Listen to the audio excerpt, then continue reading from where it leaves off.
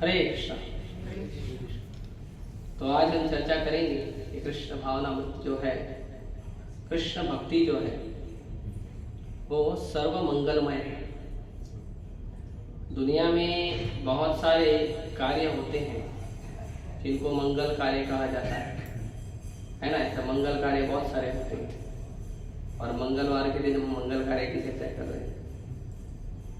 बहुत सारे मंगल कार्य होते हैं, स्पेशली जो ज्योतिष विद्या जानते हैं या जो कर्म कांड वगैरह करते हैं, उनके पास पूरा चिट्ठी होता है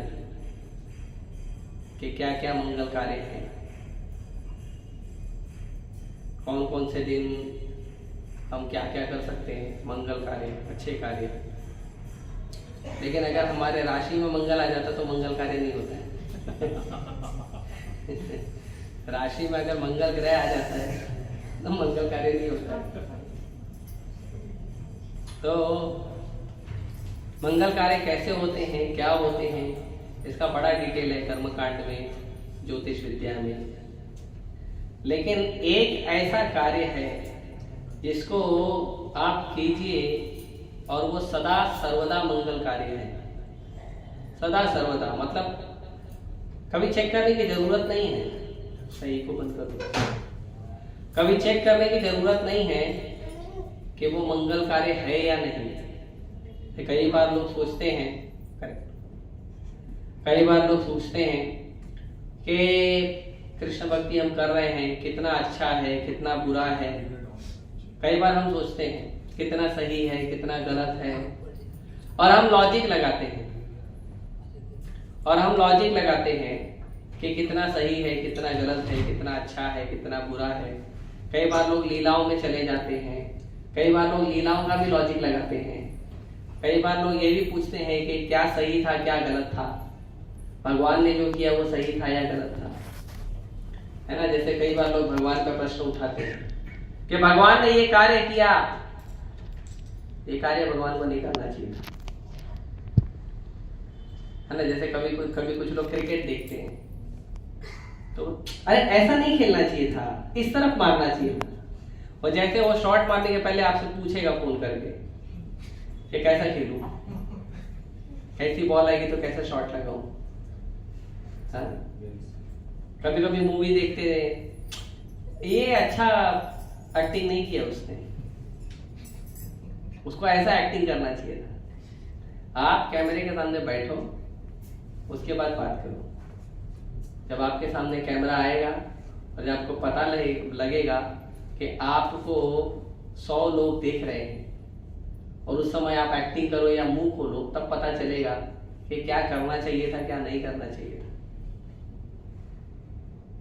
तो उसी प्रकार लोग भगवान पे टिप्पणी करते हैं। भगवान को ऐसा नहीं करना चाहिए। ठीक है, भगवान है, ठीक है, लेकिन ऐसा नहीं करना चाहिए। हाँ, भगवान को इतना फायदा नहीं उठाना चाहिए था अपने भगवान होने का। भगवान है तो क्या फायदा उठाएंगे, मतलब तुम उठाओगे।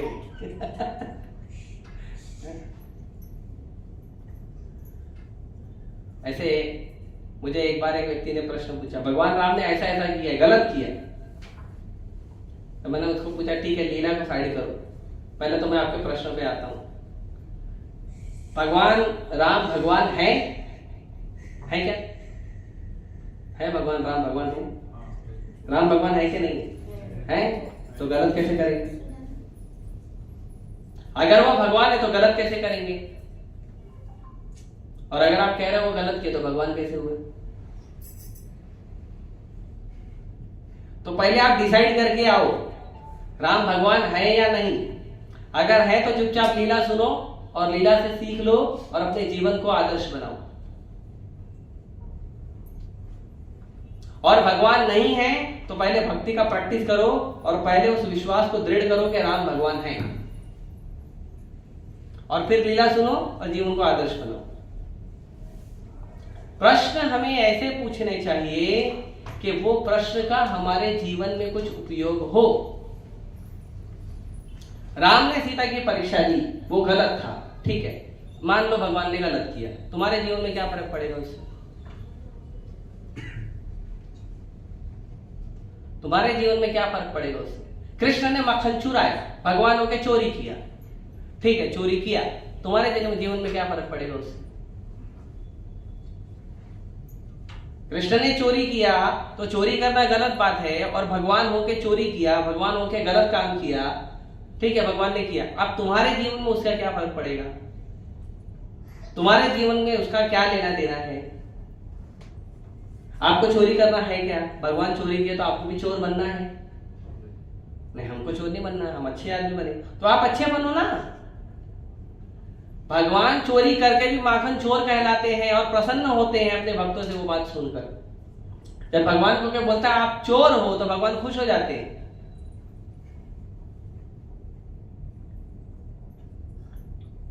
अगर हमको कोई बोलेगा आप चोर हो तो कितना अच्छा लगेगा, कितने लोग खुश हो जाएंगे, खुश होकर आशीर्वाद देंगे, प्रसाद देंगे, गले लगाएंगे, कितने लोग करेंगे बताओ? अगर हमको कोई बोलेगा आप चोर हो, तो हमें वो नहीं चाहिए, वो गुण नहीं चाहिए। तो भगवान की लीला, भगवान का नाम, भगवान की भक्ति, भगवान की सेवा, इसमें कुछ भी गलत नहीं होता है, कभी भी गलत नहीं होता है, कभी नहीं होता है गलत। हमारी दृष्टि में वो लगता है कि गलत हो रहा है। जैसे किसी व्यक्ति को मान लो कैंसर की गांठ हो गई है शरीर में किसी हिस्से में, मान लो हाथ में कहीं गांठ हो गई, कैंसर की गांठ ऐसी है कि अगर उसको ट्रीट नहीं करो तो दूसरी बना लेता है, फिर तीसरी बना लेता है, तो उसका आपको काट के निकालना होगा।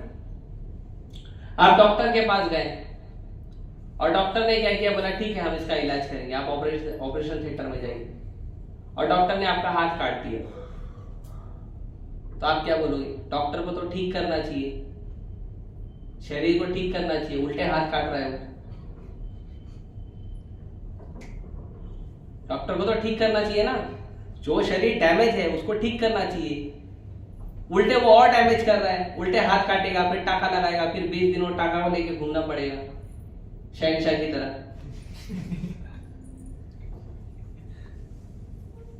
तो गलत कर रहा है ना डॉक्टर? नहीं, वो आपके शरीर से जो बड़ा गंदगी है उसको निकालने के लिए छोटा सा नुकसान जरूर करेगा। कई बार हमारे जीवन में कुछ सही या गलत होता है तो हम उसको जज करने लग जाते हैं, मेरे जीवन में ऐसा नहीं होना चाहिए था, भगवान को मेरे जीवन को ऐसा नहीं करना चाहिए था। नहीं, भगवान ने अगर हमारे जीवन में कुछ दुख दिया है, कुछ तकलीफ दी है, कुछ परेशानी दी है, तो कुछ बड़ा करने के लिए, उसका पर्पस हायर है। जैसे कभी कभी माँ जो है अपने बच्चे को एक जोर से थप्पड़ लगाती है, तो माँ गलत है, बच्चे को माँ को छोड़ के चले जाना चाहिए। कहाँ जाना चाहिए? ढूंढना चाहिए गूगल में, दूसरी माँ मिलेगी तो, है ना? आजकल तो सब कुछ मिलता है मार्केट, दूसरी माँ मिलेगी तो ढूंढना चाहिए, ऐसा करना चाहिए।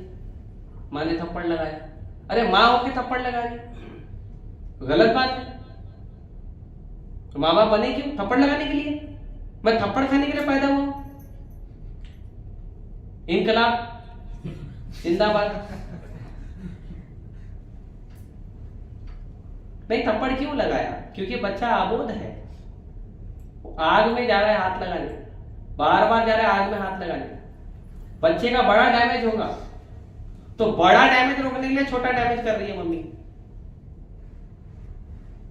जैसा भी बारिश का समय है, बहुत लोगों को वायरल फीवर हो रहा है, तो कभी कभी वायरल फीवर बहुत हाई हो जाता है,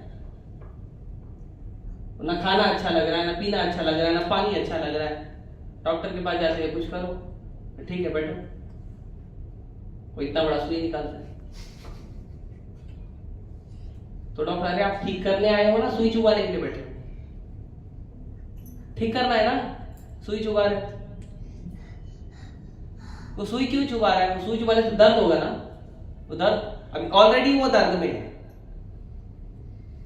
ऑलरेडी वो दर्द में है। शरीर का वायरल फीवर होता है तो पूरा शरीर तपता है, एकदम हीट हो जाता है, और एकदम जैसे शरीर हर जगह से दुखते रहता है, ऊपर से और सुई चुभा रहा है, तो क्यों चुभा रहा है? वो सुई चुभाएगा तो मेडिसिन अंदर जाएगी। जैसे आयुर्वेद है, आयुर्वेद कैसा है? अगर आयुर्वेदिक आप दवा लोगे तो आपकी जो बीमारी है वो दवा लेने के बाद बढ़ जाती है। आयुर्वेदिक दवा लेंगे ना आप, तो आपकी बीमारी जो है, जब दवा लोगे तो दवा लेते ही आपकी बीमारी बढ़ जाएगी। लेकिन दवा लेके तो बीमारी कम होनी चाहिए ना, नहीं बीमारी बढ़ जाती है। लेकिन अगर दवा आप कंटिन्यू लोगे तो वो दवा आपकी बीमारी को ठीक नहीं करेगी, जड़ से खत्म कर देगी। और कई बार तो ऐसी संभावना होती है आयुर्वेदिक दवाओं में कि एक बार जड़ से खत्म कर दी तो जीवन में दोबारा वो बीमारी आती नहीं है।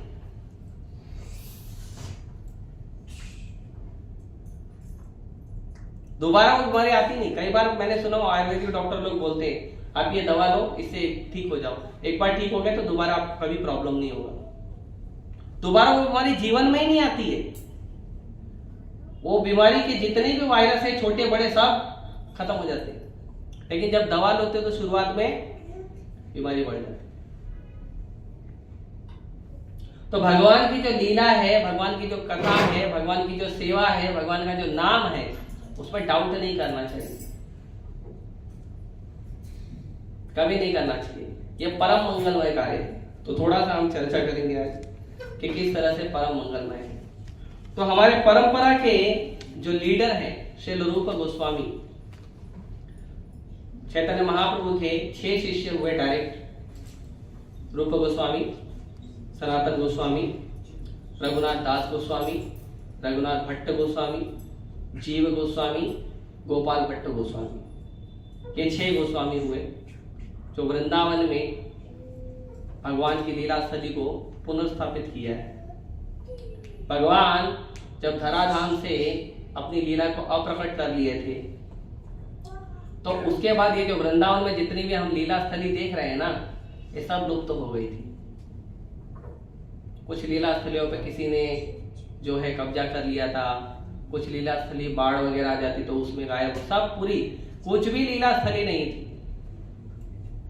एक भी, जैसे भी हम जाते हैं तो 12 के 12 वन मिलते हैं, यहाँ भगवान ने ये किया था, यहाँ भगवान ने ये किया था, यहाँ।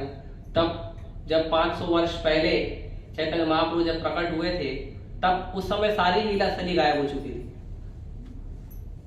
अब भगवान आए, बोले अरे मेरी लीला स्थली गायब हो गई, मेरे भक्त दर्शन क्या करेंगे? तो भगवान ने अपने शिष्यों को आदेश दिया,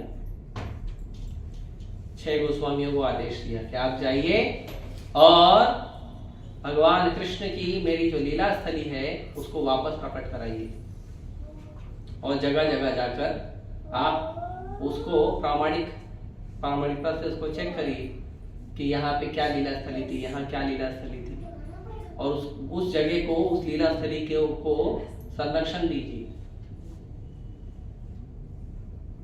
तो जो 6 गोस्वामी हैं, ये 6 के 6 गोस्वामी भगवान चैतन्य महाप्रभु के आदेश पे भगवान कृष्ण की लीला स्थलियों को इन्होंने उजागर किया।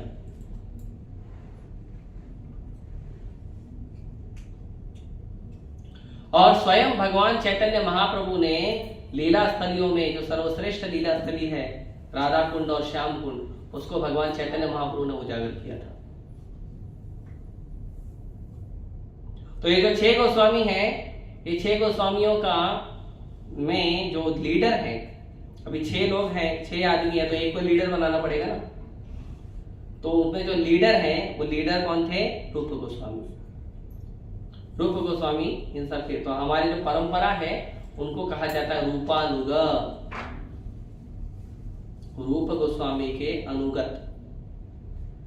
और इस्कॉन को जो फॉलो करते हैं उनको कहा जाता है प्रभुपाद अनुग, प्रभुपाद जी के अनुगत लोग। तो जो गौड़ीय वैष्णव हैं उनको रूपानुग कहा जाता है। ठीक है, जैसे कई सारे जो प्रणाम मंत्र हैं, भक्ति विनोद ठाकुर का है, गौर किशोरदास बाबा जी महाराज का है, तो उनके प्रणाम मंत्र में आता है कि ये क्या है? रूपानुग वरायते, ये रूप गोस्वामी के अनुगत है। तो रूप गोस्वामी कहते हैं कि सृष्टि में यदि कोई सबसे अच्छा, सबसे मंगलमय, सबसे ऑस्पिशियस अगर कोई कार्य है तो वो कार्य का मतलब होना चाहिए कि मानवता की भलाई, सामान्य जो लोग हैं उनकी भलाई, उनके लिए कुछ अच्छा करना। और अच्छा कैसा करना? अच्छा ऐसा नहीं करना कि अगर आप उसके लिए कुछ अच्छा कर रहे हो तो जब आप उसके लिए अच्छा कर रहे हो उस समय उसको अच्छा लगे, बाद में लेकिन आपका किया गया जो अच्छा काम है बाद में उसको तकलीफ दे। ऐसा अच्छा नहीं करना। जैसे कोई लड़का है, जिद कर रहा है, मोबाइल चाहिए, मोबाइल चाहिए, मोबाइल चाहिए। अरे मोबाइल चाहिए ना, कितने का चाहिए? 80,000 वाला चाहिए। ठीक है, चल देखो दिला।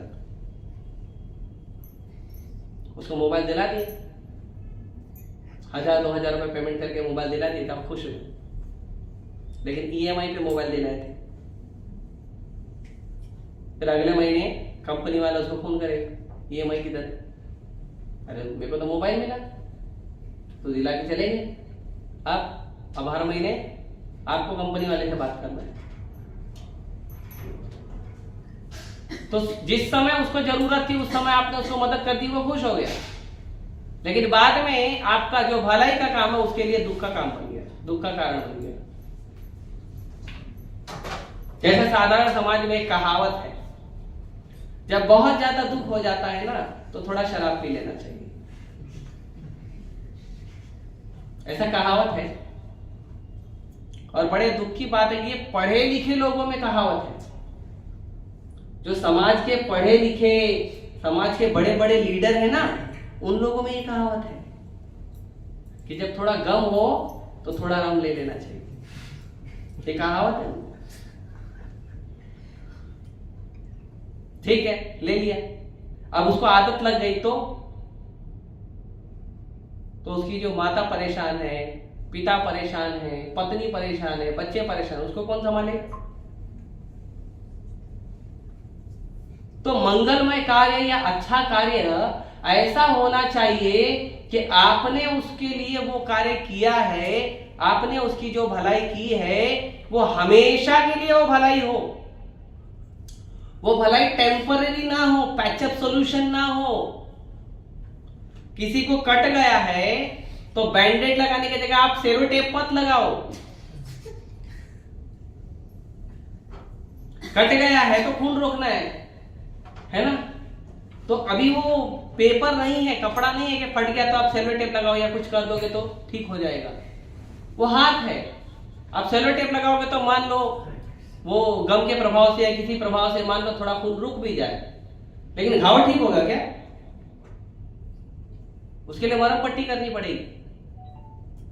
तो जो समाज में आज के समय जो भलाई का कार्य चल रहा है, वो भलाई का कार्य कैसे चल रहा है? जब कट गया है तो सेलो टेप लगाते हैं लोग, वो ऐसे चल रहा है। वो बैंडेड नहीं लगा रहे हैं, वो मरहम पट्टी नहीं कर रहे हैं, वो क्या कर रहे हैं? सेलो टेप लगा रहे। देखो ठीक कर दिया ना? अरे ऐसे कैसे ठीक कर दिया? मेरा हाथ कटा। अरे क्या हाथ कटा है? हम पेपर फट जाता तो हम सेलो टेप भी लगाते हैं। तो हाथ कट गया तो क्या हो गया? हाँ? दो हिस्सा ही हुआ है ना, जोड़ना ही है। सेलो टेप लगा दो, जुड़ गया। उसका जो दुख है वो कहां जाएगा? तो आजकल के समय जितने भी मानवता के कार्य हो रहे हैं, है ना, मानवता की, और उसमें मानवता में भी बहुत सारे डिफरेंट वैरायटी है। ह्यूमन राइट्स, फिर वुमेन राइट्स, फिर चिल्ड्रन राइट्स, ऐसे अलग अलग राइट्स हैं। उसके बाद एनिमल राइट्स। और ये सारे जितने भी राइट्स वाले हैं ना, ये आकर किसको समझाते हैं पता है? सनातन धर्म के लोगों को आगे समझाते हैं कि देखो ह्यूमन राइट्स होता है, एनिमल राइट्स होता है, वुमन राइट्स होता है। और इनकी बात मान लेते हैं लोग। क्यों? क्योंकि वह शास्त्र नहीं पढ़ते। उन्हें पता ही नहीं है कि हमारे शास्त्र में हमारे भगवान ने हमारे लिए क्या अधिकार दिया है।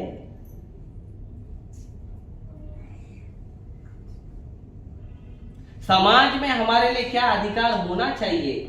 वो समाज के जो सो कॉल्ड संस्थाएं है ना, ह्यूमन राइट्स, वुमन राइट्स वाले, उन लोगों से सुनते हैं, हाँ स्त्रियों का ये अधिकार होना चाहिए, पुरुषों का ये अधिकार होना चाहिए, गरीबों का ये अधिकार होना चाहिए,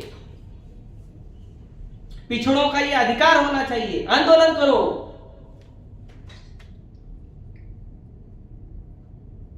उनका सुनते हैं बहुत अच्छे से, ध्यान लगा के। उनकी जो बहुत सारी बड़ी बड़ी मीटिंग होती है उसमें जाते हैं लोग, बड़े ध्यान से सुनते हैं क्या क्या अधिकार होने चाहिए हमारे। तो अलग अलग, अभी आप देखोगे, आपने जो मतलब फेसबुक चलाते तो उसमें देखोगे बहुत सारे अधिकार चलते हैं।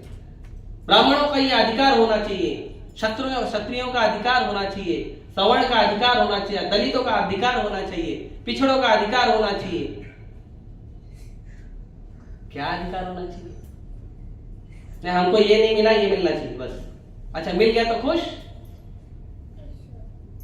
आप छोटे बच्चे हो, चॉकलेट दे देंगे तो खुश हो जाओ। ऐसे लोग अधिकार मांगते हैं आज। नौकरी हमारे लिए होनी चाहिए। अरे आप नौकरी करो, धंधा करो, जरूरी है नौकरी करो। ऐसे बहुत सारे लोग नौकरी करते हैं, जॉब करते हैं ना, जॉब करते हैं, भाग भाग के ट्रेन पकड़ते हैं, बस पकड़ते हैं, दौड़ते दौड़ते वड़ा पाव लेके खाते हैं, है ना, बहुत सारे लोग करते हैं। अच्छा तो स्टेशन के बाहर जो वड़ा पाव का दुकान लगाता ना, वो कोई जॉब नहीं करता, और उसका जो इनकम है ना आपकी सैलरी पैकेज से 10 गुना ज्यादा है महीने का, और रॉयल इनकम है उसका। एक छोटा एग्जांपल देता हूं, वर्ली के पास एक पान वाला है, उसका ऑनलाइन पोर्टल भी चलता है इंटरनेट पे, उसका नाम है मुच्छड़ पान वाला। वेबसाइट का नाम है www.pan.com। वो विदेशों में पान एक्सपोर्ट करता है। ये जो व्यास आसन देख रहे हो ना आप, ये व्यास आसन का 2 गुना खाली उसकी दुकान है, लेकिन वो व्यक्ति अपनी दुकान पे मर्सिडीज से आता है।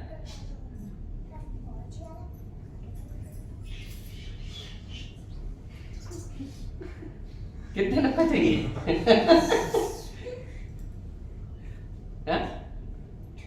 सोचिए। और भी सोचा था मैं भी कहीं नौकरी करता हूं, 2-4 हजार रुपया, 20-25 हजार रुपया नौकरी मिल गया तो अच्छा रहेगा, है ना। फिर वो साइकिल पे ही घूमता, साइकिल पे आता था। जब उसने पान की दुकान डाली थी तब वो साइकिल से आता था। फिर उसने अपने बेटे को इंजीनियरिंग कराई, कंप्यूटर इंजीनियरिंग। उसके बेटे ने पिताजी का वेबसाइट बना दिया। अभी पान एक्सपोर्ट होता है, अमेरिका, लंदन, जापान, रशिया, उसका पान एक्सपोर्ट होता है। एक एक पान की कीमत है $2, $3, एक्सपोर्ट करता है। तो कहने का मतलब यह है कि हमारा ऑब्जेक्टिव हमेशा हाई होना चाहिए। मैं नहीं बोल रहा हूं पान की दुकान खोल लो, ऐसे भी नशा जो है मना है, भक्ति में नशा नहीं करना चाहिए, और भक्तों को पान नहीं खाना चाहिए, ठीक है, बता दे रहा हूं। जो भक्ति करते हैं भगवान कृष्ण की, वो पान नहीं खाते। कृष्ण पान खाते हैं लेकिन भक्त नहीं खाते, ठीक है, बता दे रहा हूं। इसके पीछे भी एक लीला है।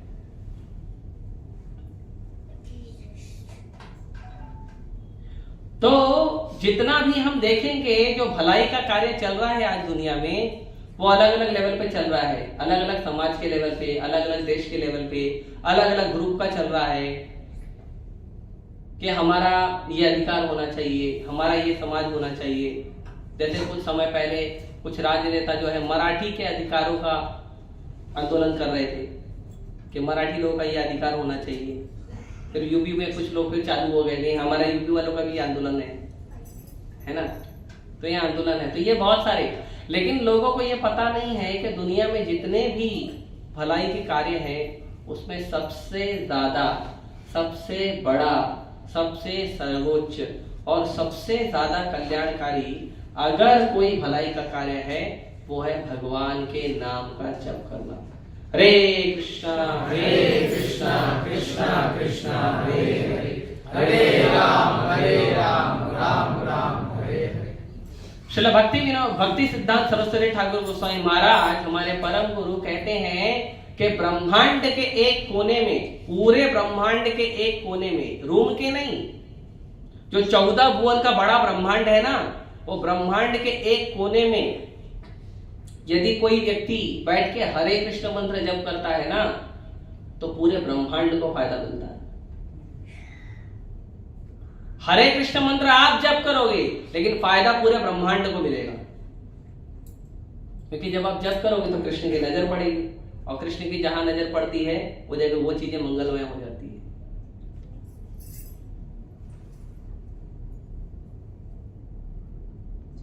दूसरा, जब हम हरे कृष्ण मंत्र जप करते हैं तो हरे कृष्ण मंत्र जप करते हैं हम अपने फायदे के लिए, फिर हम कीर्तन करते हैं। तो जब हम कीर्तन करते हैं तो जो अमुक प्राणी हैं, जो बोल नहीं सकते, जिन्हें भाषाएं नहीं आती है, जो पेड़ पौधे हैं, जो चल नहीं सकते, उनका भी उद्धार होता है। वो जब आप हरे कृष्ण मंत्र बोलते हैं वो सुनते हैं। एक बार परम पूज्य गोपाल कृष्ण गोस्वामी महाराज हमारे राधा राजबाड़ी मंदिर में सुबह मॉर्निंग वॉक कर रहे थे जब करते हुए, तो उन्होंने देखा कि एक बकरी खड़ी है, वहां को लेकर एक बकरी खड़ी थी। तो उन्होंने अपने एक शिष्य को पूछा कि इस बकरी का उद्धार कैसे होगा। तो उद्धार का तो एक ही तरीका है, हरिनाम। तो शिष्य ने बोला गुरु महाराज हरिनाम करने से होगा। तो गुरु महाराज बोले जाओ उस बकरी के कान में बोल के आओ हरे कृष्ण मंत्र। भगवान के शुद्ध भक्तों को इतनी श्रद्धा है भगवान के नाम में कि भगवान के नाम जप करने से पूरी सृष्टि का उद्धार हो सकता है। पूरी सृष्टि का कोई भी व्यक्ति हो, कैसा भी व्यक्ति हो, किसी भी परिस्थिति में हो, कितनी भी उसकी परिस्थिति दुर्दैवी हो, उसको बोला आप हरिनाम शुरू कर दो बस। उसके बाद देखो, आप उसको नहीं जाके प्रोग्रेस चेक करोगे ना तो भी आप देखोगे अपने आप उसका प्रोग्रेस होते रहा। जैसे लॉकडाउन में मुझे एक प्रभु जी हैं दिल्ली से, उन्होंने लॉकडाउन में मुझसे संपर्क किया कि प्रभु जी मैं थोड़ा परेशान हूँ जीवन में। बोला हरिनाम करो, अब लॉकडाउन है ना, मैं तो मंदिर से बाहर निकल नहीं सकता, फोन पर ही बातें होती थी। उनको एक स्टूडेंट ने नंबर दिया था, लगभग प्रचार करता था मध्य प्रदेश में, तो वहाँ के एक स्टूडेंट ने उनको नंबर दे दिया था कि रघुपति है, इससे बात करो। तो उन्होंने मेरे से बात किया, तो बोले ठीक है हरिनाम करेंगे, कैसे करना है। तो थोड़ा बहुत जो है फोन पे बताता था मैं, गीता पढ़ो हरिनाम करो, ठीक है शुरू कर दिया उन्होंने। वो प्रभु जी को दृढ़ श्रद्धा थी कि उस हरिनाम से उद्धार होगा मेरा, हरिनाम से मेरा प्रगति होगा। तो जो 3 साल का लॉकडाउन था, 3 साल के लॉकडाउन में वो हरिनाम शुरू भी किए, उसके बाद मंदिर में जाके सेवा भी शुरू कर दिए, क्योंकि प्रसाद वितरण होते रहता था। तो कुछ भक्तों से संपर्क में आ गए दिल्ली में, द्वारका मंदिर में, तो भक्तों के संपर्क में भी आ गए, मंदिर में जाके धीरे से सेवा करना शुरू कर दिए। उसके बाद उन 3 सालों में उनका न्यू भक्ता भी हो गया, जो ट्रेनिंग होता है हमारा ब्रह्मचारी ट्रेनिंग, वो भी उनका हो गया, उनका दीक्षा भी हो गया, और वो अब लाल कपड़े में 3 साल के अंदर सब हो गया। तो मैं गया था एक भक्त के साथ दिल्ली में द्वारका मंदिर में, तो अचानक मेरे सामने आ गया, तो बोला अरे मैं आप तो बड़े सुंदर लग रहे हो। बोला प्रभु जी आपकी कृपा है। बोले मेरी क्या कृपा है, मैं तो कुछ किया नहीं, मैं तो थोड़ा बताया था तुमको हरिनाम करो बस, और क्या। और वो इतना प्रसन्न हुआ, मेरा हाथ पकड़ के हर ब्रह्मचारी रूम में लेके जाता था और भक्तों को बोलता था देखो ये है ना, ये प्रभु जी ने मेरे को हरिनाम सिखाया था। अब मैंने क्या किया, थोड़ा बात किया था उससे, बस बताया हरिनाम ऐसे करना, और क्या। और वो भक्त अब इस समय पुस्तक वितरण की सेवा कर रहा है। और दिल्ली में द्वारका मंदिर से जो बस निकलती है गोपी भाव प्रभु जी के मार्गदर्शन में, वो बस पूरे भारत में भ्रमण करती है। उस बस में वो जाता है और लोगों को प्रभुपाद जी की पुस्तकें देता है। खुद का उद्धार हुआ, अब दूसरों का उद्धार कर रहा। तो दृढ़ श्रद्धा होनी चाहिए कि हरिनाम से हमारा उद्धार होगा, भगवान के नाम जप करने से उद्धार होगा, भगवान के शब्दों को, भगवत गीता को, भागवतम को पढ़ने से हमारा उद्धार होगा। ये दृढ़ श्रद्धा, और यही है संसार का सर्वोत्तम सर्वोत्तम लाभकारी कार्य अगर कुछ है तो हरे कृष्ण मंत्र जप करना है। दूसरा, आप किसी को कुछ भी फायदा बता दो, वो फायदा काम करेगा या नहीं करेगा उसकी गारंटी नहीं है, लेकिन हरिनाम जरूर काम करेगा, इसकी गारंटी। भगवान पद्म पुराण में यहां तक कहते हैं कि श्रद्धा हेलया नाम रटंती मम जंतवतः तेषाम नाम सदा पार्थ वर्तते हृदय मम, कि यदि किसी व्यक्ति ने प्रेम से, श्रद्धा से अगर मेरा नाम जप किया है, या हेलया, या क्या कहते हैं, मुझे गाली देने के लिए या हेय भाव से मुझे अगर उसने मेरा नाम ले लिया है, तो अभी पार्थ उस व्यक्ति का नाम मैं अपने हृदय में हमेशा रखता हूं। अब इससे बड़ा और क्या चाहिए लाभकारी कार्य। स्वयं पूर्ण पुरुषोत्तम भगवान हमारा नाम अपने हृदय में रखते हैं।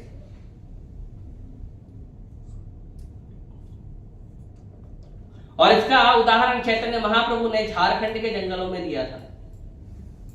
चैतन्य महाप्रभु जब जा रहे थे वृंदावन, झारखंड के जंगलों से होते हुए, तो चैतन्य महाप्रभु आप जब झारखंड के जंगलों में पहुंचे तो चैतन्य महाप्रभु ने शेर को, हिरन को, हाथी को, भालू को, सबको कहा हरे कृष्ण मंत्र जप करिए। और वो जितने भी जीव जंतु थे वो महाप्रभु से सुनकर और महाप्रभु का स्पर्श पाकर इतने आनंद और रोमांच में आ गए कि सब नाच रहे थे और हरे कृष्ण मंत्र जप कर रहे थे। और शेर और हिरन जो आपस में एक दूसरे के विरोधी हैं, वो दोनों आपस में गले मिलके नाच रहे थे। आपको मिल जाएगा चैतन्य चरितामृत में उसका फोटो। अगर आप मंदिर में जाएंगे तो मंदिर में जो गौर निताई का ऑल्टर है, गौर निताई के ऑल्टर के ऊपर की ओर कोने में सबसे चैतन्य महाप्रभु का वो झारखंड जंगल का जो है छोटा स्कल्पचर बनाया हुआ है, आप जाकर देख सकते हैं। महाप्रभु हाथी के ऊपर पानी फेंकते थे और बोलते थे हरे कृष्ण मंत्र जप करो, और हाथी जो है उन्माद में हरे कृष्ण मंत्र जप करती थी। तो हर व्यक्ति को इससे फायदा मिलता है। जो आज हमने बहुत सारे लाभकारी जो अलग अलग रास्ते बनाए हैं, ये रास्ते कुछ लोगों तक के लिए ही है, लिमिटेड है। यहां तक कि यूनाइटेड नेशन बनाया गया था, पता है? यूनाइटेड नेशन 1945 में जब दूसरा विश्व युद्ध खत्म हुआ तब बनाया गया था संयुक्त राष्ट्र संघ। हाँ, संयुक्त राष्ट्र संघ बनाया गया था। और उस संयुक्त राष्ट्र संघ का उद्देश्य ये था कि हम पूरे दुनिया में अलग अलग राष्ट्रों को मिलाकर कार्य करेंगे, साथ में कार्य करेंगे। लेकिन प्रभुपाद जी कहते हैं आप जाकर देखिए उनके झंडे बढ़ते जा रहे हैं, मतलब देश बढ़ते जा रहे हैं। देश बढ़ रहे मतलब देशों में फूट हो रही है। अरे आप तो मिलाने के लिए बनाए थे, लेकिन काम उल्टा हो रहा है, क्योंकि उसका उद्देश्य जो है वो भगवान के शब्दों से प्रमाणित नहीं है। भगवान के शब्दों से प्रमाणित होना चाहिए, भगवान की भक्ति पर केंद्रित होना चाहिए। जो कार्य भगवान की भक्ति पे केंद्रित होता है, जो कार्य भगवान के शब्दों की प्रामाणिकता के आधार पर चलता है, वही काम सक्सेसफुल होता है। बाकी सारे काम फेल हो जाते हैं, सारे काम फेल होंगे। अब आप बोलोगे प्रभु जी ये तो गलत बात है, आप साधु बने हो तो आप ऐसा बोलोगे और हम सुनेंगे, ऐसा नहीं होएगा। तो भगवान भगवद गीता में कहते हैं यह शास्त्र विधि उत्सृज्य वर्तते कामकारतः न स सिद्धिम अवाप्नोति न सुखम न परम। शास्त्रों का जो व्यक्ति पालन नहीं करता है, भगवान ने ये नहीं बोला कि शास्त्रों का विरोध करता है। भगवान ने कह रहे हैं शास्त्रों का जो व्यक्ति पालन नहीं करता है, मतलब अच्छा आदमी है लेकिन शास्त्रों का पालन नहीं करता, तो भी वर्तते कामकारतः, वो हमेशा आप देखोगे बिजी रहेगा, सुपर बिजी मैन। तो बिजी रहेगा तो उसको जो काम है, जो काम वो करेगा, उस काम में कुछ सफलता मिलेगी नहीं। न सिद्धि में अवाप्नोति, उसको कुछ काम में सफलता नहीं मिलेगी। जैसे ही वो सोचेगा मेरा एक काम सफल हो गया, वैसे वो एक सफलता के साथ 4 काम और खुल जाएंगे, इसको भी करो। फिर वो करेगा, उससे और 8 काम खुल जाएंगे, ये भी करो।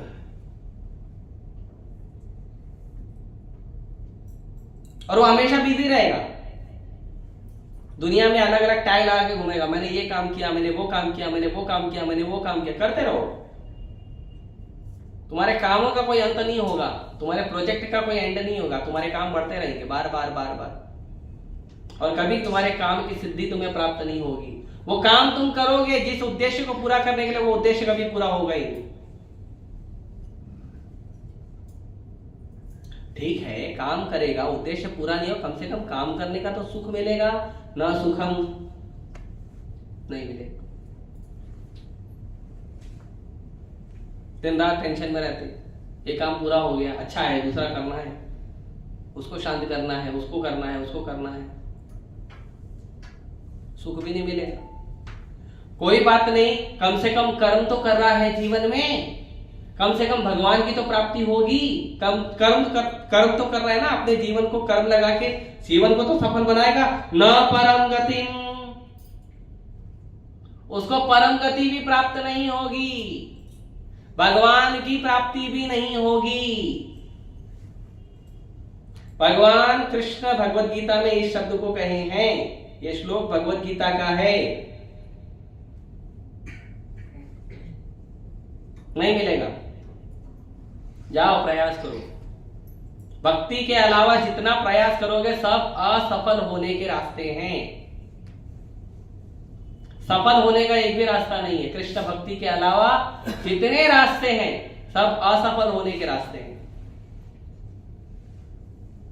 भगवान का नाम जप करने के अलावा, शास्त्रों को पढ़ने के अलावा जितने कार्य हैं, समस्त संसार में जितने कार्य हैं, सब असफल होने के रास्ते हैं, सब दुखी होने के रास्ते हैं, और सब रास्ते हमें बार बार जन्म और मृत्यु के चक्र में बांध के रखने के रास्ते हैं। पुनरपि जननम पुनरपि मरणम पुनरपि जनरी जठरे शयनम, यही संसारे बहु दुस्तारे, कृपया पारे पाहि मुरारे।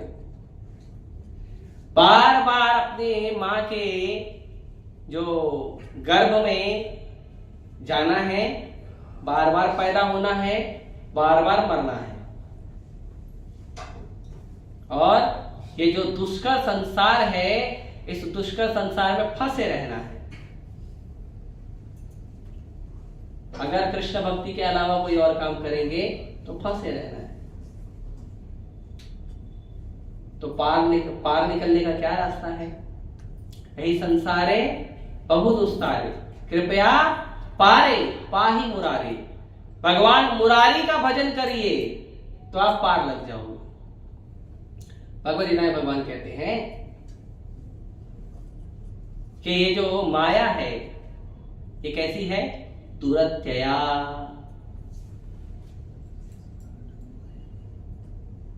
देवी ऐसा गुणमयी मम माया दुरत्यया। अरे माया किसकी है? मम माया। किसकी माया है? भगवान बोलते हैं मेरी है। माया भगवान की है, लेकिन है कैसी? दुरत्यया। दुरत्यया का मतलब समझते हो? मतलब हमारी बुद्धि से, हमारे विचार से जितना खराब होता है ना, उससे ज्यादा खराब। जितना हम सोच सकते हैं कि किसी व्यक्ति का जीवन में इतना बुरा होगा, किसी समाज का, किसी संसार का, किसी देश का इतना बुरा हो सकता है, नहीं, उससे ज्यादा होगा। दुरत्यया, हिम्मत तोड़ देता है व्यक्ति अपने बुरे परिस्थिति को देखकर। तो पार कैसे लगेंगे? रास्ता क्या है? जब हिम्मत तोड़ने वाला जो दुख लोगों को संसार में मिल रहा है, तो रास्ता क्या है? मामेव ये प्रपद्यन्ते मायामेतं तरन्ति। तुम मेरे को शरणागत हो जाओ, माया अपने आप छोड़ देगी तुमको। Just you come to me, that's all. भगवान की शरण ले लो, भगवान का नाम जप करो, भगवान का शब्दों को पढ़ो, भगवान के नियम का पालन करो, माया अपने आप छोड़ देगी। माया आपको नहीं पकड़ेगी फिर।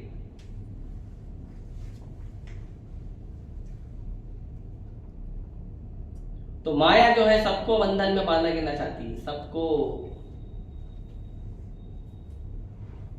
इसीलिए जो सबसे बड़ा मंगलमय कार्य है वो है भगवान का भक्ति करना। और इसी को श्रीमद् भागवतम के स्कंद 5 अध्याय 18 और श्लोक संख्या 12 में कहा गया है कि जो व्यक्ति भगवान कृष्ण का भक्ति करता है वो व्यक्ति अपने आप सारे अच्छे गुणों को आकर्षित कर लेता है। और कैसे अच्छे गुण पता है? देवताओं वाले गुणों को आकर्षित कर लेता है, देवताओं के गुणों को। यस्यास्ति भक्तिर् भगवती अकिंचन सर्वैर गुणैः तत्र समासते सुरा। भगवान की भक्ति जो करता है, सुरा मतलब जो देवता है, वो स्वर्ग के देवताओं के सारे अच्छे गुणों को अपने अंदर आकर्षित कर लेता है। ऐसा थोड़ी कुछ भी बोलते हैं आप, ऐसा थोड़ी। हम लोग पर्सनालिटी डेवलपमेंट का क्लास अटेंड करते हैं, हम नशा मुक्ति अभियान का क्लास अटेंड करते हैं। तो क्या नशा मुक्ति होती है? दिन रात पोस्टर बढ़ते जा रहे हैं नशा मुक्ति अभियान के, क्यों?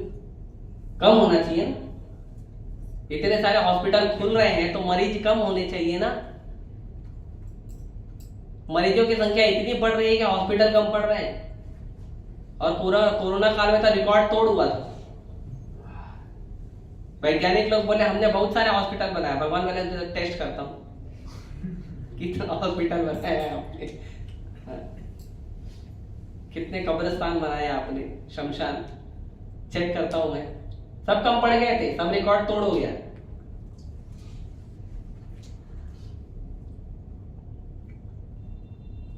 तो कहते हैं नहीं नहीं, आप कितना भी अच्छा कार्य बना दो, हराओ भक्तस्य कुतो महत् गुणा। जो भगवान कृष्ण का भक्ति नहीं करा उसमें कौन सा अच्छा गुण है? क्यों? मनोरथेना असत धावतो वही। वो जो व्यक्ति है जो भगवान का भक्ति नहीं करता है वो अपने मन के रथ पे सवार होकर असत्य की ओर जा रहा है।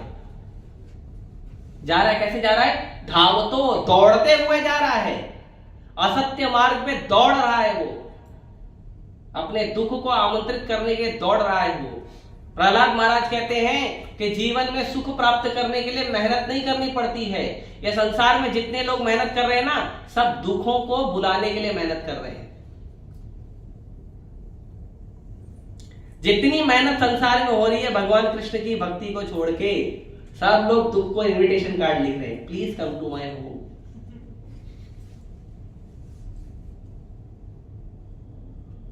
ये सुविधा चाहिए, ये सुविधा चाहिए, ये सुविधा चाहिए। अरे आएगा तो मांगेगा ना, कुछ तो मांगेगा ना।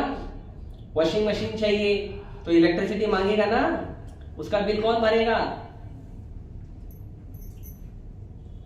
मिक्सर चाहिए, इलेक्ट्रिसिटी लगेगा ना। पहले तो इनिशियल उसका इन्वेस्टमेंट सबसे हाई होता है। एक नॉर्मल मिक्सर भी लेने जाओ तो 2500, 3000, 4000 से कम का नहीं आएगा। अच्छा वाला लेने जाओ तो उसकी कीमत अलग है।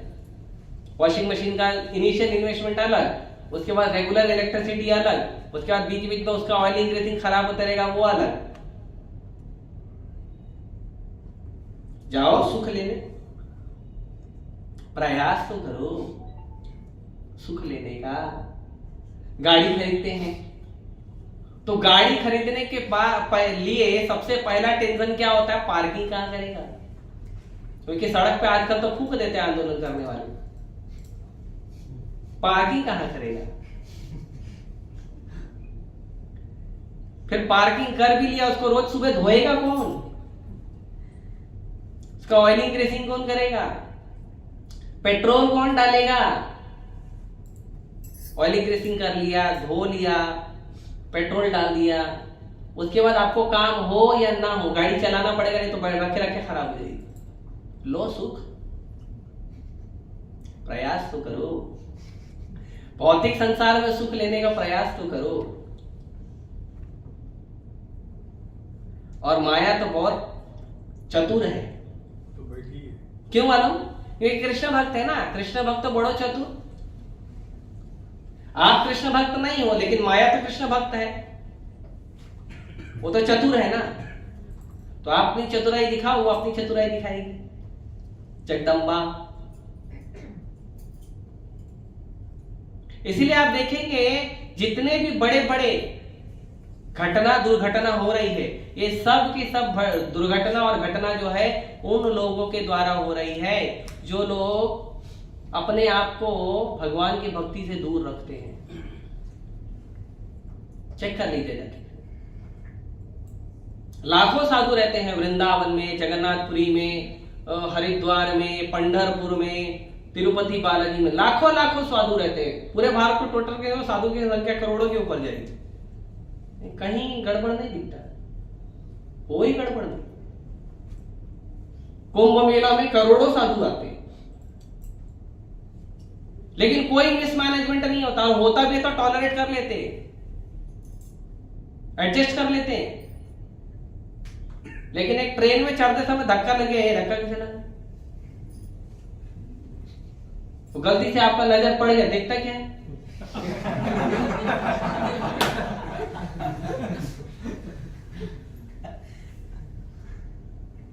तेरे लिए आँख खोल लो, हाँ? तेरे लिए आँख खोल लो। हाँ, फिर जवाब ये आता है।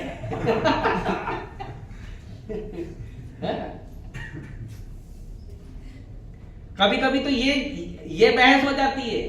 वो रेलवे में जो सीट है उस पे 3 लोग बैठते हैं, तो बोलता नहीं खस को मेरे को बैठना है, 4 आदमी बैठेंगे। तो झगड़ा ये हो जाता है कि मानवता के लिए तुम एडजस्ट करो, 4 आदमी बैठेंगे, और वो बोलता नहीं रेलवे का नियम है 3 आदमी बैठेंगे, उसी में झगड़ा हो जाता है। अभी कहीं गया था इस संडे, तो आते समय हुआ था ये झगड़ा, मैंने देखा था।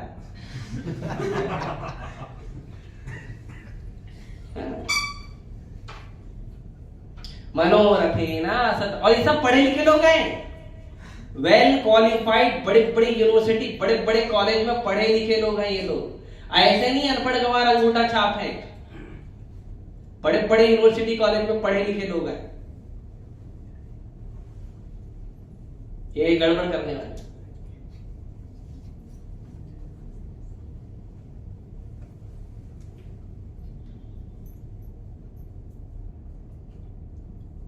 इसीलिए आप देखेंगे कि जो कृष्ण भक्ति नहीं करता है ना, वो व्यक्ति ये जो 4 नियम है, ये जो 4 दुर्दैवी नियम है जो मनुष्य जीवन को खराब करते हैं, नशा नहीं करना, मांसाहार नहीं करना, जुआ सट्टा नहीं खेलना, और अवैध संबंध नहीं बनाना, ये 4 नियम जो है कोई भी बड़ा पढ़ा लिखा बड़ा बड़ा नेता राजनेता कोई छोड़ नहीं पाता, कोई पालन नहीं कर सकता। लेकिन जो हरे कृष्ण जप करता है वो आसानी से कर लेता है। जो भगवान का नाम जप करता है उसको आप बोलोगे ना 4 नियम पालन करना है आपको, हरे कृष्ण करना, यस करेंगे। प्रभुपाद जी जब विदेश गए थे तो प्रभुपाद जी को बोला गया था, प्रभुपाद जी आपके 4 में से 1 नियम कम कर दो और आपके हरे कृष्ण मंत्र में से 1 नाम निकाल दो, जितने फॉलोअर अभी ना इसके 10 गुना मिलेंगे। प्रभुपाद जी बोलते नहीं चाहिए, नहीं चाहिए ऐसे फॉलोअर, जो पालन करेगा वही चाहिए। फिर भी लाखों की संख्या में 10,000 शिष्यों को दीक्षा दी थी प्रभुपाद जी ने, 108 मंदिर, पृथ्वी का 14 बार भ्रमण, उसके बावजूद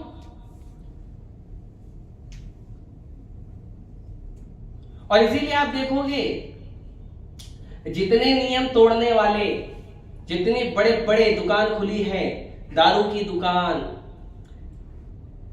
गैम्बलिंग करने की दुकान, अवैध संबंध की दुकान, ये जितनी भी दुकान खुली है ना, इसको चलाने वाले ये सब बड़े बड़े लोग हैं, बहुत हाईली क्वालिफाइड कॉलेज में यूनिवर्सिटी में पढ़े हैं, लेकिन करते हैं ये सब गलत काम। आप बताओ जो बड़े बड़े पब है, जो बड़े बड़े नाइट क्लब है, उसमें कौन जाता है? गरीब लोग जाते हैं, तो बाहर भी नहीं घूमते। गरीब लोग जाते हैं, वो लोग नहीं, उनको घूमने भी नहीं दिया जाता बाहर। बड़े बड़े लोग जाते हैं, अरबपति, खरबपति,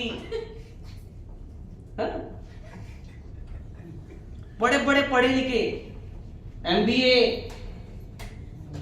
टीलीट, PhD, डबल PhD, बड़े बड़े पढ़े लिखे लोग जाते हैं ये गड़बड़ जगह पे। प्रभुपाद जी एक लेक्चर दिए हैं विदेश में, उसमें कहते हैं कि इतनी दुर्दैवी परिस्थिति है आजकल की लोगों की कि एक बूढ़ा व्यक्ति, 80 साल का बूढ़ा व्यक्ति अमेरिका में नग्न नृत्य मतलब दंगा नाच वो देखने जाता है $50,000 खर्चा करके। अमेरिका दुनिया का सबसे विकसित देश, सबसे विकसित है ना, जो भी शब्दों का खेल बात करेगी। सोचिए $50,000, वो भी प्रभुपाद जी के सामने,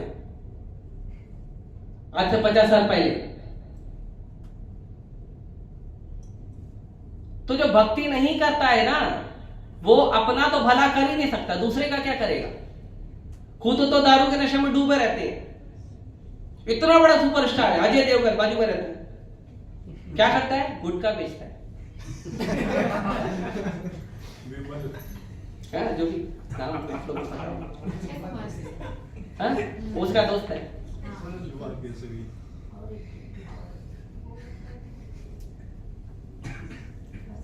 राधा राजबेरी मंदिर में आप रसगुल्ला खाओगे ना, उसमें केसर मिल जाएगा, वो खा लो आप। वो केसरी खा के मर जाओ। बताइए, इतने बड़े बड़े क्रिकेटर हैं, दारू बेचते हैं, बैक पाइपर सोडा, कितना बड़ा आदमी। अच्छा, अगर हमारे जीवन में हमारे कोई अच्छा काम होता है, कोई बड़ी जीत मिलती है, तो हम क्या करते हैं? मिठाई बांटते हैं, है ना? मिठाई बांटते हैं, पार्टी देते हैं, है ना?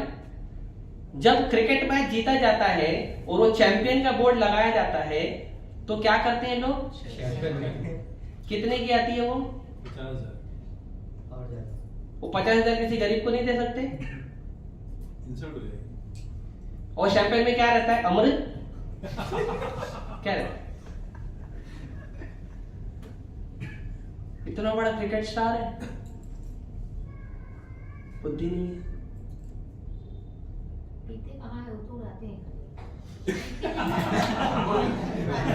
मैं वही बोल रहा हूं ना, चलो 50,000 खर्चा किया, पी तो ले।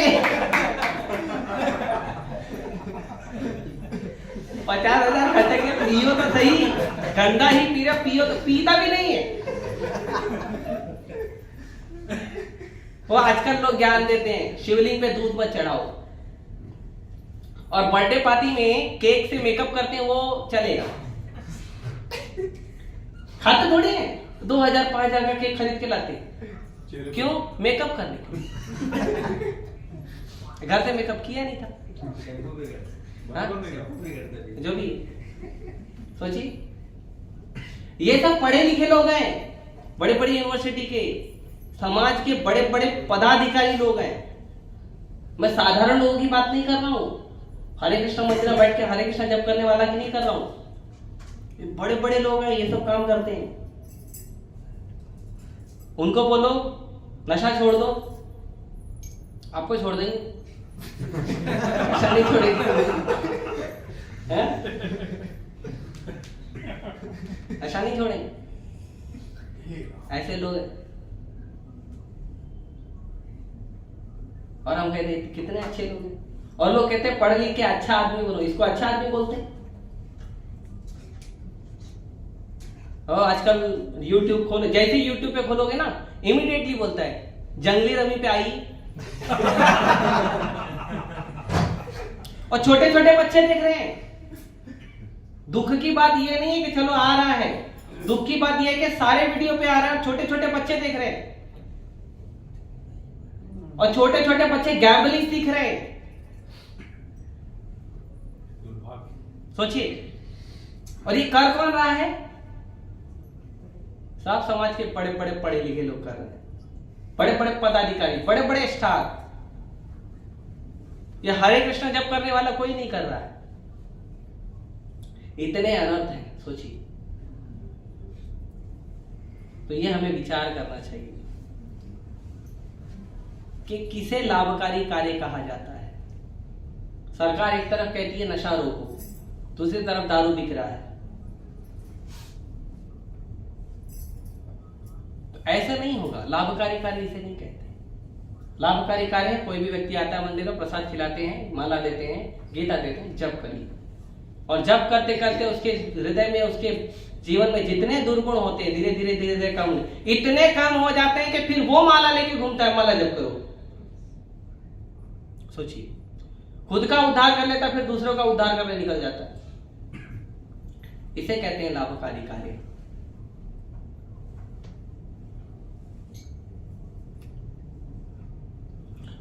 और क्योंकि भगवान का भक्त अननेसेसरी धूम्रपान नहीं करता, शराब नहीं पीता, रेस्टोरेंट में और पब में और जो डांस बार है उसमें जाता नहीं है, थिएटर में भी नहीं जाता है, तो क्या करता है पता है?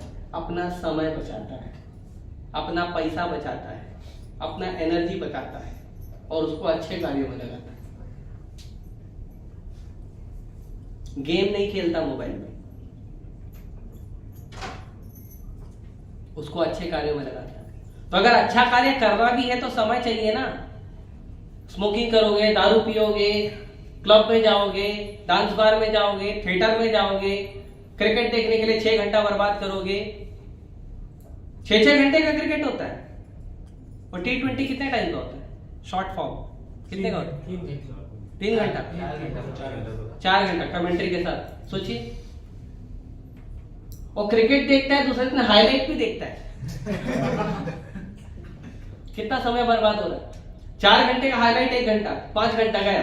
उसको बोलो हरे कृष्ण जप करो 5 मिनट, टाइम नहीं है। 5 घंटा कहां से आया?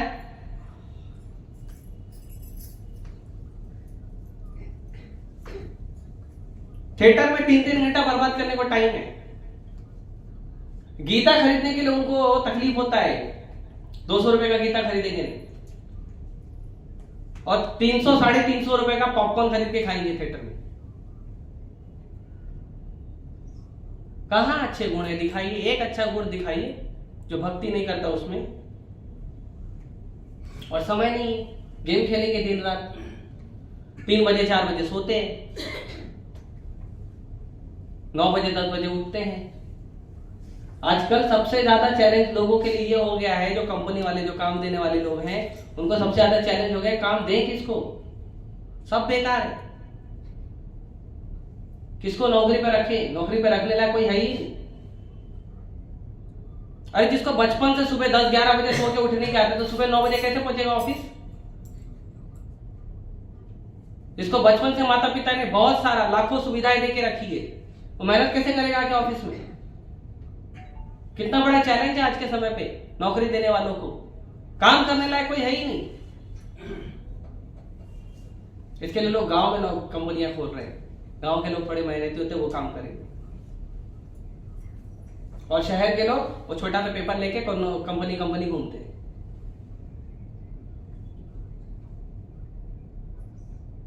तो यदि हमको लाभकारी कार्य करना है तो सबसे पहले देखिए उसका असली लाभ किसमें है, वो देखिए, असली लाभ करवाइए। एक बार मैं कोटा में पुस्तक वितरण कर रहा था, तो एक व्यक्ति आया गुटखा खाते हुए, बोला ये अच्छा काम नहीं है भगवद गीता बेचना, बंद करो इसको। मैं पूछा आप कौन है? मैं इधर ही रहता हूँ। ठीक है, रहता होगी, आप हो कौन? बंद करो, बंद करवाने वाले कौन हो आप? नहीं, बंद करना पड़ेगा आपको, ये अच्छा काम नहीं है। तो मैंने पूछा आप गुटखा खा रहे हैं, ये अच्छा काम? हाँ, गुटखा खाना बहुत अच्छा काम। कितना बार खाते हो दिन? 4 बार। मैंने पूछा आपको कोई बेटा है, बेटा बेटी कोई है? मैंने 10 साल का एक बेटा है। तो मैंने बोला बेटे को भी देते रहोगे थोड़ा? तो बोला नहीं, क्यों बेटे को क्यों देंगे? बोला अच्छा है ना, अच्छा काम है ना, गुटखा खाना अच्छा काम है ना, तो थोड़ा उसको बॉर्नविटा की जगह थोड़ा गुटखा मिला के। तो तुरंत गुस्सा हो गया, ऐसा कैसे बोलते हो आप? मैं सही बोल रहा हूँ गलत बोल रहा हूँ? गुटखा खाना अगर अच्छा काम है तो सबको करवाओ, खुद भी करो, पत्नी को करवाओ, मम्मी को करवाओ, पापा को करवाओ, बच्चों को करवाओ, सबको करवाओ। तो गीता पढ़ना अच्छा काम है, हम तो सबको करवाते हैं।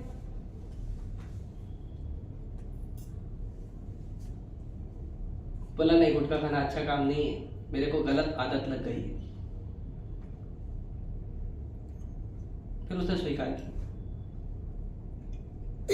और इसीलिए जो लोग कृष्ण भक्ति नहीं करते ना, वो आधा घंटा भी शांति से बैठ नहीं सकते। अभी हम लोग कितना 1 घंटे से ऑलमोस्ट बैठे, वो शांति से आधा घंटा भी बैठ नहीं सकते। 50 मिनट का एक कॉलेज का लेक्चर होता है, वो भी नहीं बैठ सकते। 50 मिनट का लेक्चर होता नहीं होता लोगों को बैठ। आप जाके देखो कॉलेज में बहुत बुरी हालत है, टीचर लोग परेशान है। कल गया था मैं कॉलेज में लेक्चर ले बगोई तक, नहीं बैठ पाते वो लोग। जरा सा 10 सेकंड छोड़ो, बात चालू।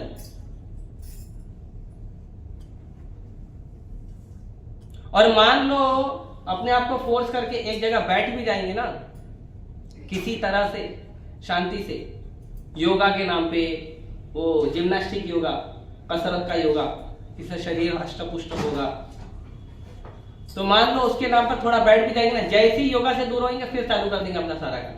शराब पीना, गुटखा खाना, तंबाकू खाना, सिगरेट पीना, फिर चालू हो जाएगा। तो नहीं कर पाते ये लोग अच्छे काम। इसके लिए जो सर्वोच्च लाभकारी काम है वो है कृष्ण भक्ति। और जो कृष्ण भक्त होता है वो न केवल इन सब बुरी आदतों से दूर जाता है, न केवल अपना समय भगवान को देता है, बल्कि अपने चरित्र में एक आदर्श गुणों को विकसित करता है। हमारे मंदिर में आते हैं कई लोग, बोलते हैं आप बहुत अच्छे गुण हैं आपके अंदर, और आप देखिए तारीफ होती है तो भक्तों के गुणों की तारीफ होती है, और किसी के गुणों की तारीफ नहीं होती है। 300-350 साल पहले भी कोई बड़ा आदमी रहा होगा ना, कोई बड़ा राजा महाराजा रहा होगा, लेकिन नाम तुकाराम जी का था। 500 वर्ष पहले भी कोई बड़ा आदमी रहा होगा, लेकिन नाम तुलसीदास जी का था। 1000 वर्ष 1100 वर्ष पहले भी कोई बड़ा आदमी रहा होगा, लेकिन नाम रामानुजाचार्य का आता है, अनंताचार्य का आता है। कहां गए सारे राजा, कहां गए सब अच्छे अच्छे लोग, कहां गए बड़े बड़े समाज सुधारक? सब गायब, काल के काल में चले जाते हैं। अगर नाम किसी का होता है, अच्छे गुणों में चर्चा किसी की होती है, युगों युगों तक किसी को याद रखा जाता है अच्छे गुणों में, तो केवल कृष्ण भक्तों को याद रखा जाता है, और किसी को नहीं। प्रहलाद महाराज 40 लाख साल पहले प्रकट हुए थे। है कोई राजा महाराजा जिसका नाम हो 40 लाख साल पहले का? ध्रुव महाराज 40 लाख साल पहले है भाई, दिखाओ एक राजा महाराजा, एक समाज सुधारक, एक बड़ा आदमी। प्रहलाद महाराज का नाम आता है, अम्बरीश महाराज का नाम आता है, ध्रुव महाराज का नाम आता है। तो यदि अच्छे गुणों में किसी का नाम आता है तो भगवान कृष्ण के भक्तों का ही आता है, और किसी का नहीं आता। और ये लोग महाजन हैं। प्रहलाद महाराज महाजन है, 12 महाजन में एक महाजन है वो। उनके पोते बलि महाराज, वो भी महाजन है।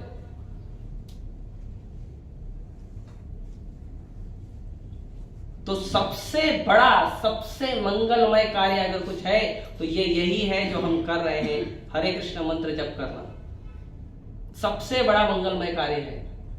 ग्रंथों का अध्ययन करना, प्रसाद पाना, भक्तों का संग करना, गीता भागवत का श्रवण करना, ये सबसे बड़ा मंगलमय कार्य है। इससे बड़ा मंगलमय कार्य कुछ दूसरा नहीं। और ये अगर कोई कर सकता है तो भगवान कृष्ण के भक्ति करते हैं, बाकी लोगों में शक्ति नहीं है। प्रयास कर लो। प्रयास कर लो, कोशिश कर लो, जितना भी आप देखिए, कितना भी। और कोई बोलेगा नहीं हमने तो अग्नि मिसाइल बनाई है, चंद्रयान 3। प्रभुपाद जी बोलते हैं छोटा सा कैप्सूल भेजा है आपने, इतनी बड़ी पृथ्वी के सामने क्या है वो इतना छोटा सा आपका चंद्रयान, कितना बड़ा है, और क्या गारंटी है पूरा जाएगा चंद्रमा तक? और चंद्रमा तक तो कोई पहुंचा नहीं आज तक, ना कोई पहुंच पाएगा। ये बेचारे साइंटिस्ट लोग खेलते रहते, खेलने दो, कोई पहुंच नहीं सकता चंद्रमा तक। क्यों? कारण जानते हैं? क्योंकि ये पृथ्वी है, ये सूर्य है, उसके ऊपर चंद्रमा है, पार कैसे करोगे? पृथ्वी से चंद्रमा को जाने के लिए सूर्य को पार करके जाना पड़ता है।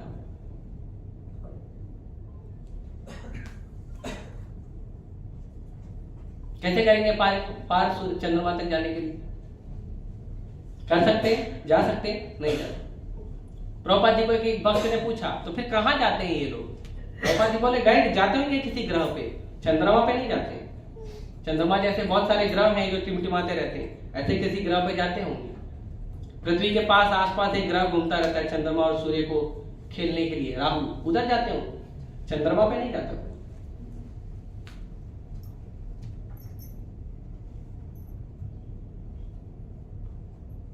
तो इसीलिए समाज में, संसार में जितने भी बड़े बड़े काम बताते हैं, है ना, आजकल के माता पिता भी बच्चों को बोलते हैं पढ़ाई करो, ये करो, वो करो, है ना, अच्छा काम करो समाज में। तो समझना चाहिए कि अच्छा काम केवल कृष्ण भक्ति है। चाहिए अपने बच्चों को पढ़ाइए, स्कूल में, कॉलेज में पढ़ाइए, लेकिन उसके साथ साथ ध्यान दीजिए कृष्ण भक्ति का। अगर हमारा बच्चा कृष्ण भक्ति नहीं कर रहा है, मतलब वो अच्छे रास्ते पर नहीं चल रहा है। कैसे पता चलेगा? वेट करो, कुछ समय बाद खुद ही पता चलेगा। ऐसे ही वृद्धाश्रम नहीं बढ़ रहे हैं समाज में, तो पढ़े लिखे लोग भेजते हैं वृद्धाश्रम में लोगों को। माँ बाप को जो वृद्धाश्रम में भेजने वाले होते हैं ना, कोई गरीब का बच्चा नहीं होता, कोई कृष्ण भक्त का बच्चा नहीं होता, सब पढ़े लिखे होते हैं, विदेशों में जाके सेटल होने वाले।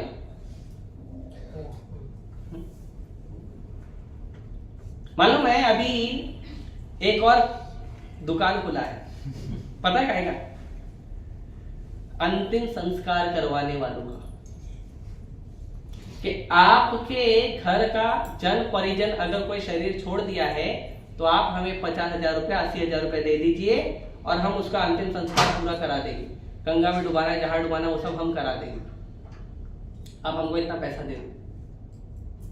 तो जो बड़े बड़े पैसे वाले हैं ना, वो लोग पैसा दे देते हैं, अंतिम संस्कार कर दो, हम नहीं आ सकते।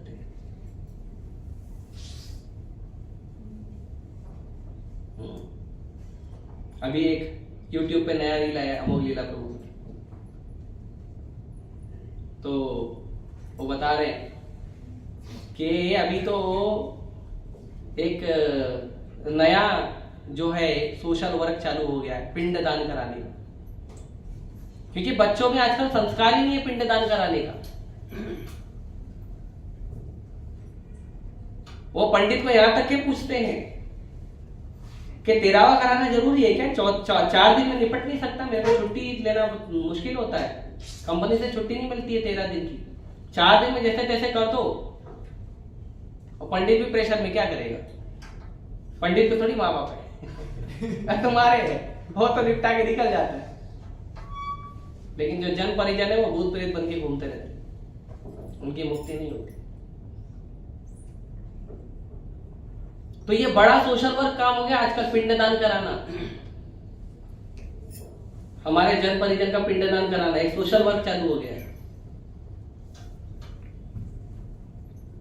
कम से कम जो यहां वहां घूम रहे हैं अपनी मुक्ति के लिए, कम से कम उनका पिंडदान करके उनको भेजो।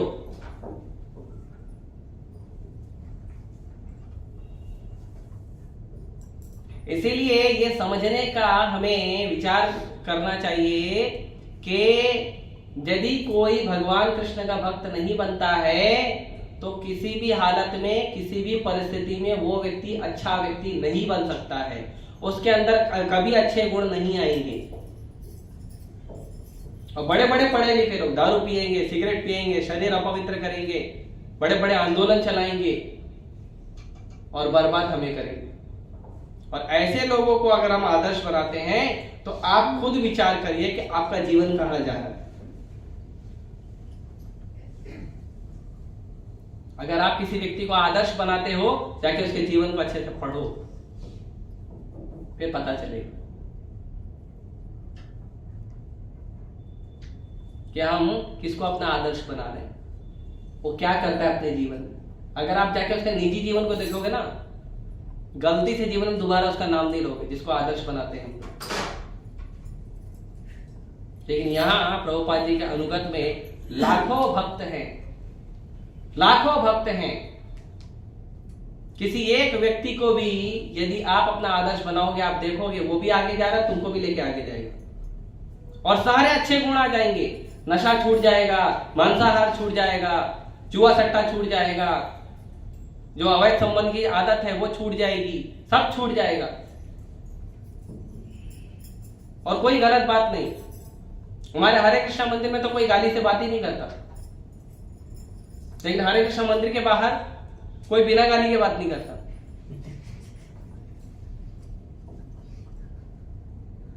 और एडवांस गालियां देते हैं आजकल तो लोग, कभी अंग्रेजी में, कभी हिंदी में, बहुत बहुत सारा है। आप लोग ज्यादा जानते हैं, हम तो अंदर ही रहते हैं, हमको इतना पता नहीं। तो इसीलिए जो सर्व मंगलमय कार्य है वो है कृष्ण भावनामृत। उससे अच्छा मंगलमय कार्य आपको न कभी मिलेगा किसी काल में, न आप ढूंढ पाओगे। चाहे आप टॉर्च लेके घूमो या सूर्य लेके घूमो, नॉट पॉसिबल। अगर आपको कोई मंगलमय कार्य करना है अपने जीवन में तो कृष्ण भक्ति करिए। अगर आपको मंगलमय कोई कार्य करवाना है किसी से, किसी के जीवन में मंगल करना है तो कृष्ण भक्ति करवाइए। दूसरा कुछ मत करवाइए। दूसरा कुछ भी कराओगे आपको भी दोष लगेगा, आपका भी जीवन दुखी रहेगा और जिसको दोगे उसका भी जीवन दुखी रहेगा। ये प्रामाणिक है, गारंटी है। और अगर कोई व्यक्ति कहता है नहीं ये आदमी अच्छा है, वो आदमी अच्छा है, वो आदमी अच्छा है, आओ मेरे सामने चर्चा करो, हम देखते हैं कितना अच्छा है। ठीक है, हरे कृष्ण। किसी का कोई प्रश्न है? एक प्रश्न ले सकता हूं, समय वैसे हो गया।